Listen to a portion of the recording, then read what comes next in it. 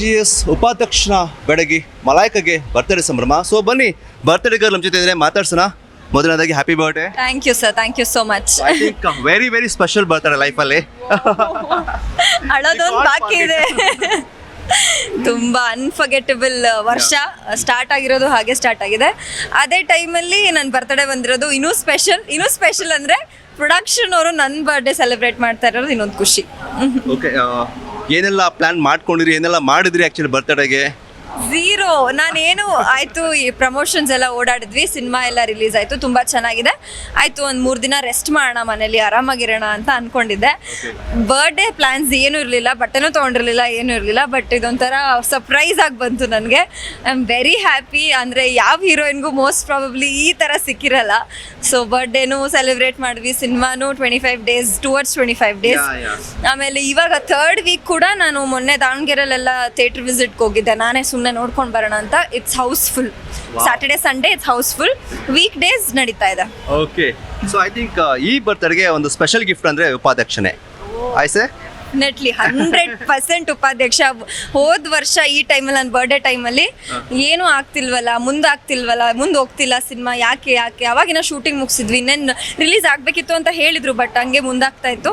So ಆ patience level ಇವತ್ತು mostly ನಮಗೊಂದು ಫ್ರೂಟ್ಫುಲ್ ಆಗಿರೋ ಇದು ಕೊಟ್ಟಿದೆ. ತುಂಬ ಖುಷಿ ಆಗುತ್ತೆ. ನಾವು ಜನ ನಮ್ಮನ್ನು ಈ ರೀತಿ ಎಕ್ಸೆಪ್ಟ್ ಮಾಡ್ತಾರೆ ಅಂತ ನಾವು ಅಂದ್ಕೊಂಡಿರಲಿಲ್ಲ. ನಾನಾಗಲಿ, ಚಿಕ್ಕಣ್ಣ ಸರ್ ಆಗಲಿ, ಎಲ್ಲ ಕನ್ನಡ ಜನತೆಗೆ ಐ ಆಮ್ ವೆರಿ ಥ್ಯಾಂಕ್ಫುಲ್. ಯಾಕಂದರೆ ನೀವು ಥಿಯೇಟ್ರಿಗೆ ಬಂದು, ಅದು ಹೆಣ್ಮಕ್ಳು ಫ್ಯಾಮಿಲಿ ಜೊತೆ ಬಂದು ಸಿನಿಮಾ ನೋಡ್ತಾ ಇದ್ದೀರಾ, ನಮಗೆ ನಿಜವಾಗ್ಲೂ ಖುಷಿ ಆಗುತ್ತೆ.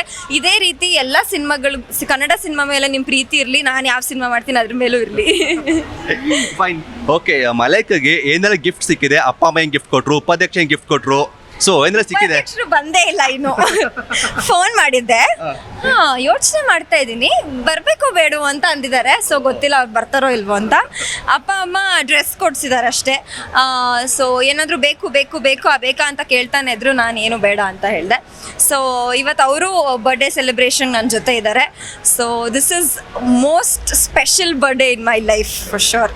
ಓಕೆ, ಈ ವರ್ಷ ಮಲೈಕಗೆ ಸಿಕ್ಕಂತ ಬೆಸ್ಟ್ ಗಿಫ್ಟ್ ಏನು? ನೋಡ್ತಾ ಇದ್ದೀರಲ್ಲ, ಇದಕ್ಕಿಂತ ಉಪಾಧ್ಯಕ್ಷ ಫಸ್ಟು 26ಕ್ಕೆ ರಿಲೀಸ್ ಅಂತ ಒಂದು ಅನೌನ್ಸ್ ಮಾಡಿದ್ದು, ಅದೇ ಒಂದು ಫಸ್ಟ್ ಗಿಫ್ಟು.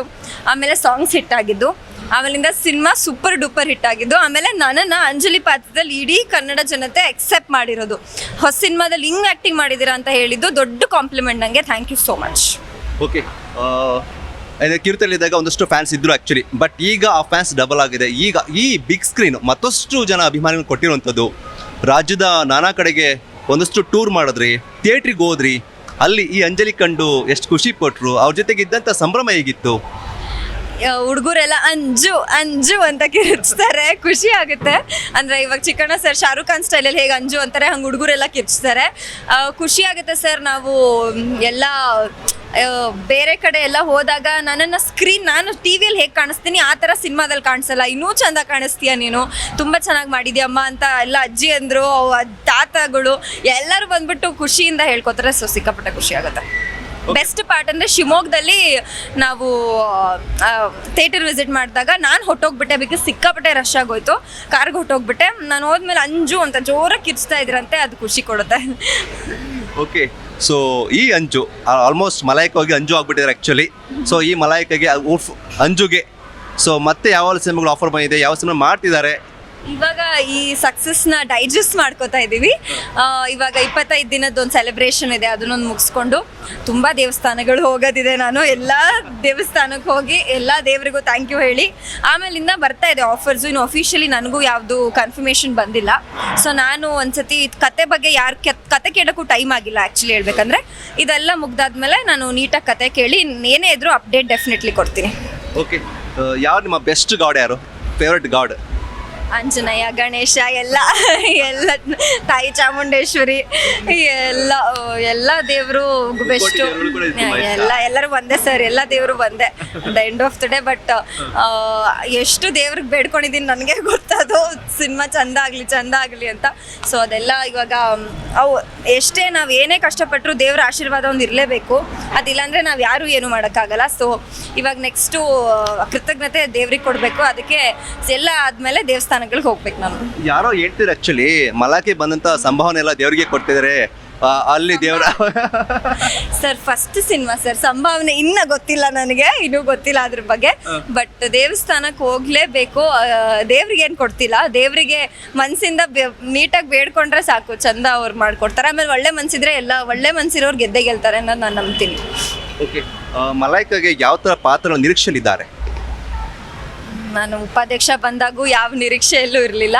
ನನಗೆ ಯಾವಾಗಲೂ ಚಿಕ್ಕ ಹುಡುಗಿಯಿಂದನೂ ಆಸೆ ಅದೇ, ಮೊಗ್ಗಿನ ಮನಸ್ಸು ರಾಧಿಕಾ ಪಂಡಿತ್ ಮ್ಯಾಮ್ ಏನು ಮಾಡಿದಾರಲ್ಲ ಆ ಥರ ಒಂದು ಜಾನರ್ ಮಾಡಬೇಕು ಅಂತ ಸಿಕ್ಕಾಪಟ್ಟೆ ಆಸೆ.